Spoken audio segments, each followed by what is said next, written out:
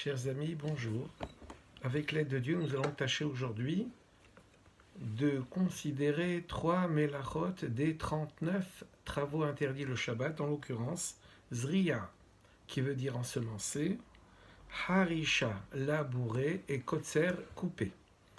Dans tous ces 39 travaux interdits le Shabbat, il y a le Av Melacha, le travail principal interdit, et il y a la Tulda, le dérivé de ce travail interdit.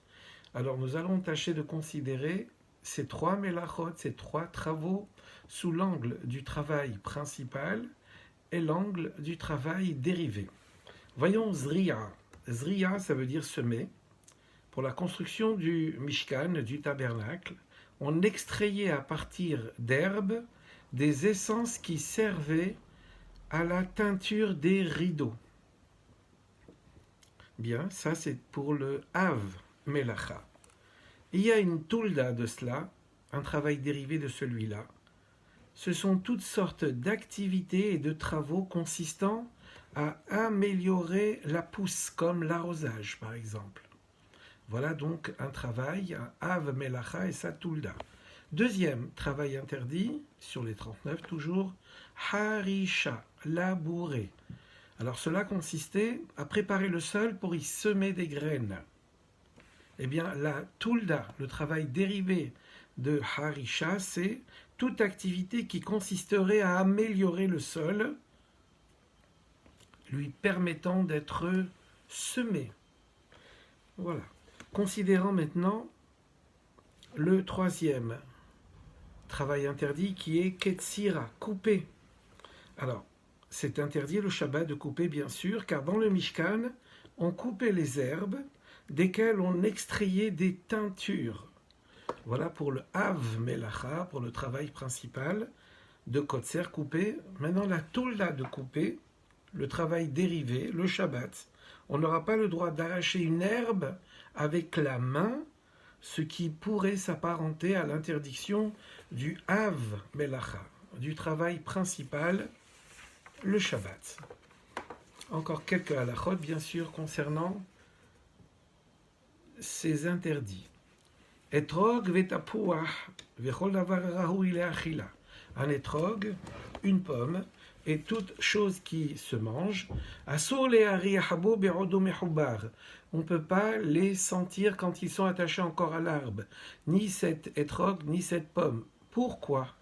Xera shema yakutz itlosh, parce qu'on a peur qu'on en vienne, à force de les respirer, on en vienne à les prendre, à les couper, kedé lehochlo, pour le manger, ce fruit-là. Avaladas, mais la myrte, mehubar mutar leari ahabo, quand la myrte est attachée à l'endroit dans lequel elle pousse, on peut sentir ça sans aucun problème. Parce que de cette myrte-là, on ne peut pas en manger, on ne peut que la respirer. Et respirer, ça se fait même si la plante est encore attachée au sol. Voilà, alors la personne pourrait se dire quel bénéfice j'en aurais de couper ces branches de myrte, puisque tout autant je pourrais les respirer. Mais par contre, pour les trogues et la pomme, c'est assour leari habo, comme on l'a dit, interdit de respirer, parce qu'on a peur qu'on en vienne à en couper, puisqu'on peut en manger.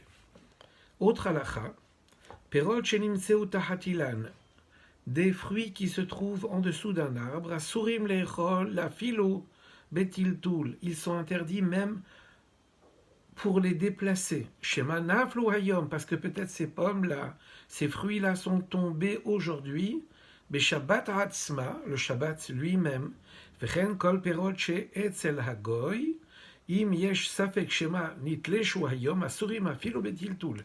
Et même des fruits qui appartiendraient à un non-juif, on ne peut pas non plus les déplacer parce que peut-être que ces fruits sont également tombés le jour du Shabbat. Autre halacha, Asur l'Israël yirkov al behema beshabbat. Un juif n'a pas le droit de monter sur une bête pendant le Shabbat. Ou mi sheyesh lo mesharet goy. Cependant, celui qui a